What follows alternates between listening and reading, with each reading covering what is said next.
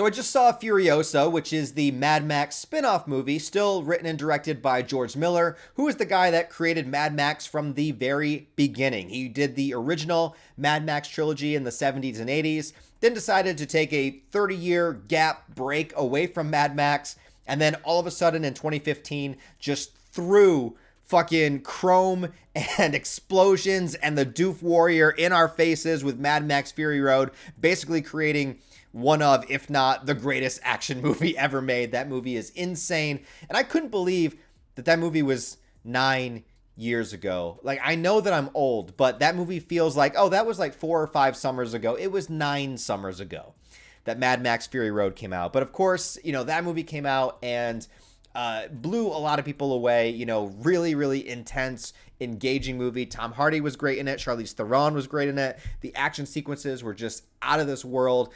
And the fact that George Miller is in his 70s, now his late 70s, I checked just before I did this review, he is literally 79 years old right now. And all I can hope for in my entire life is if at 79 years old, I have, you know, I could create something with the same amount of intensity and energy. And I'm sorry for the pun, but the fury in which he created this movie.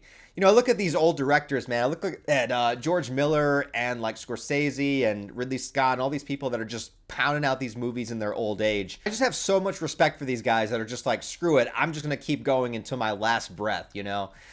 Who knows? Maybe he'll make a Happy Feet 3. No, but I'm a big fan of the Mad Max series. I love the original movies, most particularly The Road Warrior. I will be honest, before I saw Fury Road, the only one I'd really seen was The Road Warrior. But then, of course, I went back and watched the original and Beyond Thunderdome, which I actually quite like. But this is a big shift. I mean, Fury Road was a pretty big shift from the originals because of that 30-year gap, obviously casting a different actor in the role of Mad Max. But this one goes even further than that because we're beyond just casting somebody other than Mel Gibson to play Mad Max. We're not even having Mad Max in the movie.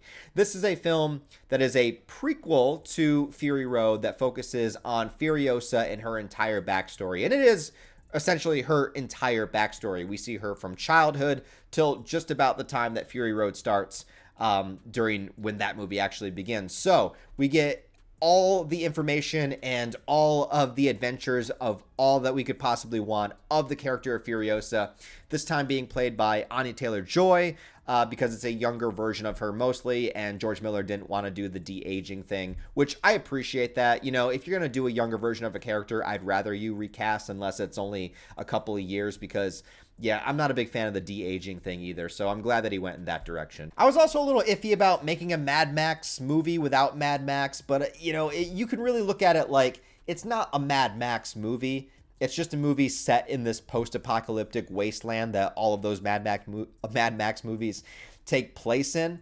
So, you know, it kind of works. And the fact that it's George Miller himself, like if this was a completely different director or other creators or the studio trying to pump out like let's do a Furiosa spin-off movie, you know, then I would be much more wary of it. But because it's George Miller himself, and this is a story that he did want to tell, and it's the same director, the same guy at the helm, that gave me a lot more confidence in the movie than I would have had if it was just the studio pumping it out. And I can say that he really does plug you right back into that world, like without spoilers or anything. If you like the style, the vibe, the tone, and just the look of Mad Max Fury Road, you are going to be in very recognizable, comforting, and sometimes a disturbing amount of familiarity within this film. You get to see a lot of recognizable places that you saw in Fury Road, but you also get to see places that were mentioned in Fury Road that you actually didn't really get a chance to see. So this movie is very different in a couple of ways. Obviously, the major way is not having Mad Max as its main character, but I would say that whereas Mad Max Fury Road was kind of like a non-stop, just in-your-face action chase scene pretty much the entire film, and it was amazing that way, this one takes a slightly different approach where there's a lot more kind of world building, and I guess you could say character development, obviously, since we're following Furiosa from being a child into adulthood. There's a lot more to say there with that, but there isn't as many action sequences in this movie as there was in Fury Road, but there are some extremely standout action sequences. One in particular that I don't really want to spoil, but it does involve the war rig, or an earlier version of the war rig from Fury Road during the battle sequence that they have. And there's just some crazy stuff going on. Like, in Fury Road, how they had like the pogo sticks towards the end and they were like jumping on the war rig and back and forth. There's something similar in this movie, but done in a completely different way. And it actually kind of gave me vibes of like the Road Warrior, like the early Mad Max vibes, kind of combined with that. I don't want to spoil what it is because the spectacle itself is really fun to watch, but there are some sequences with characters kind of coming onto the rig using different contraptions and like, it's really, really creative, and it's definitely a standout action sequence. There's another standout action sequence that takes place in a location that is talked about in Fury Road, but you don't actually get to see. We actually get to go there in this movie and have an entire action sequence take place there, and it's really, really cool. And it goes both from being in vehicles and on the ground, which is something a little bit different than Fury Road did. Like, there's a whole sequence where the character is like just on foot, like taking people out with a gun, which is a little bit different, and multiple things happening at the same time, where one character is driving and another character is trying to like snipe some other people so that, the truck can get all the way around a particular area before being taken out. And it's all done with like a big sense of urgency, and the score kicks in, and there's a lot of pieces of the score that are very reminiscent of Fury Road, but also new things that are incorporated too. So it puts you again in that familiar territory where you're kind of like in similar situations, but the scenario is different, the set piece is different, and they change it up enough so that I think the action scenes in this movie definitely stand out and stand on their own, and you're going to remember them from this movie. It doesn't just feel like Fury Road again. It feels like they did do something different with them. But the only thing I will say is that this movie does have less action sequences because there is more focus put onto the world building and the place that Furiosa comes from, and also the other locations that are around. And you kind of get a sense of like the communities, if that makes sense, like the kingdoms that exist. We obviously see Immortan Joe in this movie, but the real villain of this movie is played by Chris Hemsworth, named Dementis. And Chris Hemsworth is phenomenal in this movie. Everything you're hearing about him is correct. He is funny. He is sinister. Really, really disturbing at times, some of the things that he does to some of the other characters. He's just a complete asshole the entire way, but he's also very arrogant.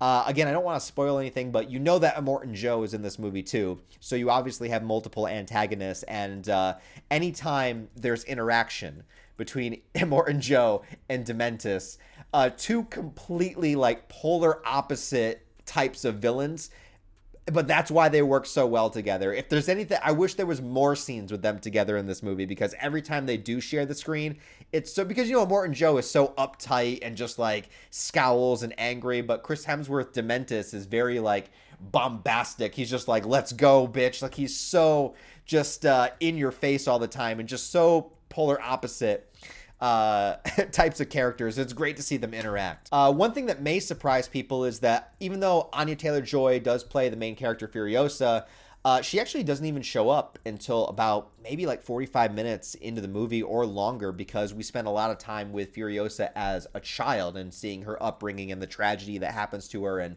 what kind of propels her into wanting vengeance, of course, and we also get to see how she gets incorporated and involved with Immortan Joe's community and the War Boys and everything. So we get to see all of that happen, but a lot of that happens when she's younger. So if you go in just expecting like all of Anya Taylor-Joy, you're gonna have to wait a little while before you get to see her.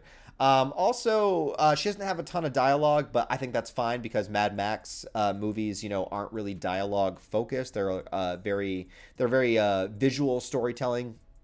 And you get to see a lot of things happen within the characters' emotions and their faces. And there's a lot of times where characters can't really be their true selves because of whether it's being exposed or whether they want to hide their true intentions and stuff. So all that's there.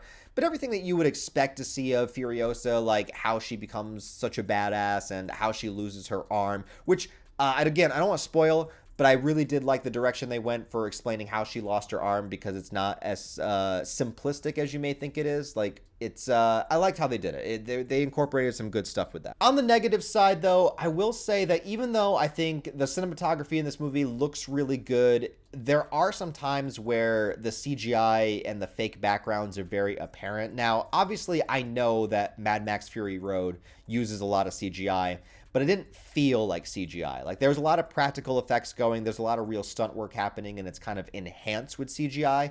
There are definitely moments in Furiosa where, like, at least I felt the backgrounds looked really fake. It didn't feel all the time that they were actually filming in a desert. Like, you know, I felt the green screen effect at times. And I'm just worried about how that's going to hold up over time, because if I'm noticing it now, it might be even worse 10 years from now. I rewatched Fury Road about a month or two ago, and I still think that it holds up very, very well. I don't know if this movie is going to hold up visually the same way. The action sequences certainly will, like the choreography and the, you know, the battling during, you know, the car chases and everything. I think that will hold up very well. But as far as some of the CGI and some of the background stuff, like, it just, the green screen effect was a little much at times. My only other negative is that I did feel like this movie was a little bit too long for the story it was telling.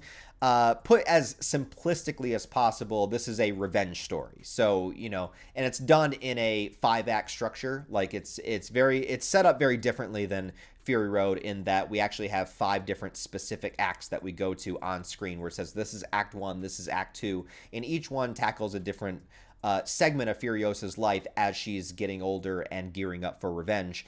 And so, you know, the storyline itself, although I enjoyed it, I thought it was good, I really felt like they could have probably shaved a good 15, maybe even 20 minutes out of this movie. There are some sequences and some moments that I really just felt could have been cut out. I would say, but I don't want to spoil any specific moment of the movie or anything, but there's a couple of scenes, even short ones, like some scenes that are like a minute and a half long, where I'm just thinking, like, I would just cut that out. But, you know, it's George Miller's vision, and who am I to argue with him? I'm just saying, I felt like the movie could have been a little shorter. So all things considered, I had fun with the movie. I enjoyed it. I thought it had really good action sequences. I thought all the actors did a great job. Anya Taylor-Joy and Chris Hemsworth were great. I thought it was fun stepping back into that world, because I did love Fury Road so much, and seeing the War Boys again, and you get to see all that shit. You know, you get to see Shiny and Chrome. You get to see, you know, the sacrifices and Valhalla and all that. You get to see all that shit again. So if you love that shit, you know, you're going to see it again. It is weird not having Mad Max in a movie in the Mad Max universe. But like I said, because it's George Miller, and because this is literally the guy that created Mad Max back in the 70s. Like, this is the Mad Max guy. So there's really no arguing with this. Whether you like it or don't like it, that's, you know, your choice. But, like, if that's the movie he wants to make, then let him make it. You know, it's the same way of, like, well, I was going to compare it to the Star Wars prequels. I don't want to do that to this movie. I think it's better than those. But like with George Lucas making the prequels, like, you can like it, you can not like it, but that's his vision. That's what he wants to do. That's his story. Like, he is the creator. So it is what it is, you know? But I think this movie's way better than the prequels, but I like this movie a lot. It's not as good as Fury Road, but comparing any movie to Fury Road and trying to put it on that level is a nearly impossible task. You know, if anybody could do it, it's the guy that made Fury Road, but I don't think this movie is as good. But I do think it is a good movie. I would love to see him make more of these. You know, he's 79 years old. Fuck it, let's do another Mad Max movie, you know? Let's bring Tom Hardy back. Let's keep going. He was supposed to do Mad Max The Wastelands, you know, was like the title of the next project, and then there was Furiosa, and I think he was going back and forth between the two, and then ultimately went with Furiosa. But I mean, hey, no time like the present, man. I mean, why not? Why the hell not? Like, let's make Mad Max 6. Let's make, you know, Happy Feet 3. Let's get as many movies out of George Miller as we can before he passes away, because he's 79 years old and he still has all of the energy and intensity that he had when he was making Road Warrior. So, you know, let's go for it, man. So overall, you know, I'd give Furiosa probably like a solid 8 out of 10, 8.5 out of 10. I really liked it. I really enjoyed it. So I had a good time. If you're looking for something in the theater right now, I don't think there's many good things coming out in the month of June, so you may as well get as much bang for your buck as you can. And like I said, if you like Fury Road, you'll probably like this one. Not as much, or maybe you will. I don't know. Anyways, guys, let me know what you think of Furiosa. If you saw it, down below, leave your thoughts and comments about that movie. If you liked it, if you didn't like it, what are the reasons why? Go ahead and discuss down below. If you enjoyed this review, go ahead and give it a thumbs up and a comment to help it out in the algorithm. If you want to support the channel on a deeper level, I have links to Patreon and all that stuff in the description below. Other than that, guys, hope you have a wonderful rest of your day. I'll talk to you next time.